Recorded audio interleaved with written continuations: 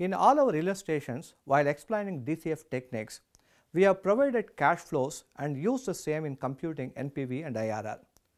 Let us discuss the principles that we use in estimation of a cash flows. Our first principle in estimation of a cash flows is incremental cash flow principle. That is, if a project requires any incremental cash investment, it is cash outflow for the project. Similarly, if a project generates any cash for the organization, it is cash inflow. Cash outflow are typically consists of land, building, machinery and furniture required for the projects. These assets enable the firm to build plant, but to run the plant, the firm would need working capital. The working capital includes inventory, receivables and minimum cash required to run the business. A part of the inventory is purchased on credit basis. The difference between the current assets and current liability is net working capital, and this has to be funded by the firm. The incremental working capital required to run the project is also part of the cash outflow. The second principle is we should consider opportunity cost while estimating the cash flows, but we need to be careful while applying this principle. We generally ignore assets which are idle but used for the project. Suppose your company has 100 acres of land purchased several years back. You are currently using 30 acres of land and balance 70 acres is idle. Now you are taking up a project that requires 3 acres of land. Should we consider the cost of the land as a project cost? If we decide to consider, we have another challenge. Suppose the purchase cost of the land was at 2 million rupees and the current market value of the land is 100 million rupees. Which one of the two we should consider as a project cost? Going by the incremental cash flow principle, we should not consider the land as project cost because there is no incremental cash flow. Many of you may disagree with this decision. Your argument is the company can sell the land and realize 100 million. If the company plans to sell the land, then we have two mutually exclusive projects. That is, the first project is selling the land which will give a net present value of 100 million, and the second project is taking up some industrial activity on the land which will give a net present value of X million. If X is greater than 100 million, we will take up the industrial project.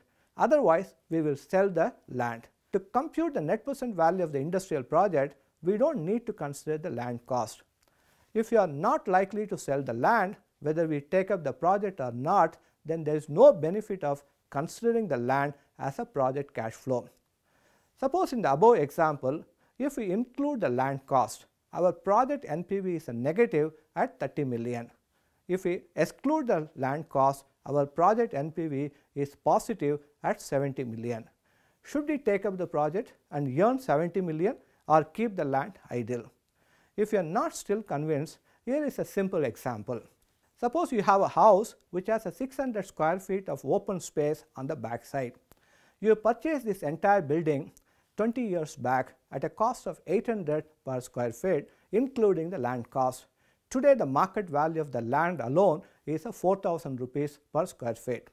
Your wife or mother wants to grow some vegetables. Since you learned net present value to assess the project, you decide to check what is the net present value of this project. If you include the land cost at 4,000 rupees per square feet, you will reject the project.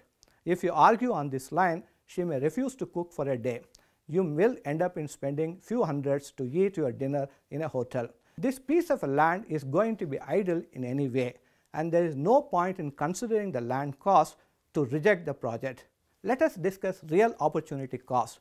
If there is an opportunity cash flow to the firm, and if the project denies the cash flow by using the resource, the project should bear the cost. Suppose a firm is generating a rental income from a warehouse. Your project requires the space. It means the firm will terminate the rental agreement, demolish the warehouse and hand over the space to your project. Then your project should bear the present value of the rental income as a project cost. We need to be very objective in our decision whether an item is an opportunity cost or not. If there is a real cash flow loss due to the project, we should consider the cash flow loss as an opportunity cost and include in the cash flow estimation. Our last principle is ignore sunk costs while estimating the project cash flows. We should not consider costs which are already incurred and not recoverable whether we accept or reject the project. Though this item falls within the incremental cash flow principle, it is emphasized again. Suppose your company started an R&D project 6 years back. You have spent 300 million so far. You are now examining a project which uses the output of the R&D project. Should we consider 300 million spent on R&D as a project cost? Many of you may feel we should consider the R&D cost. The typical argument is it not fair to ask the project to bear the cost of R&D which it is going to use? Or who will pay for the R&D project cost? Suppose you decide to compute NPV of the project by including the R&D cost and also by excluding the R&D cost. When you include the R&D cost, the project gives a negative net present value of 40 million. When you exclude the R&D cost, the project gives a positive NPV of 260 million. Will you go ahead with the project or reject? Most of you agree that we should go ahead with the project because we recover at least 260 million out of 300 million spent on the R&D project.